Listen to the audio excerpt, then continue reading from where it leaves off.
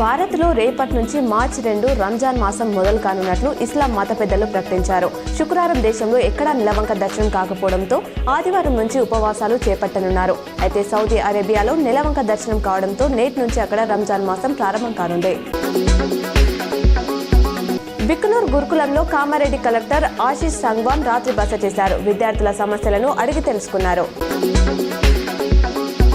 CM Revanth Reddy అధ్యక్షతన ఈ నెల 6న రాష్ట్ర కేబినెట్ భేటీ కానుంది. ఎస్సీ వర్గీకరణ, బీసీలకు 42% రిజర్వేషన్ల బిల్లులపై చర్చించనుంది.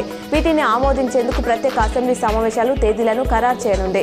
అనంతరం వాటిని పార్లమెంటుకు పంపి చట్టం చేయాలని కేంద్రాన్ని కోరనుంది. ఇటు అసెంబ్లీ బడ్జెట్ సమావేశాలపైన కేబినెట్ నిర్ణయం తీసుకోనున్నట్లు తెలుస్తోంది.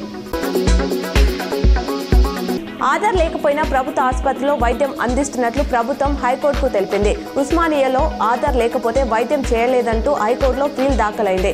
దీనిపై న్యాయస్థానం ప్రభుత్వ స్పందనను అడిగింది.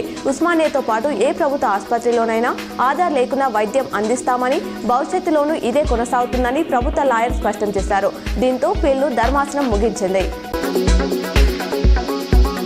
ఇంజనీరింగ్, అగ్రికల్చర్, ఫార్మసీలో ప్రవేశాలకు నిర్వహించే ఈఏపీ సెట్ దరఖాస్తుల స్వీకరణ ఇవాల్టి నుంచి ప్రారంభం కానుంది. ఈ నెల 4 వరకు ఆన్లైన్లో అప్లై చేసుకోవచ్చని సెట్ కన్వీనర్ దిలీప్ కుమార్ తెలిపారు.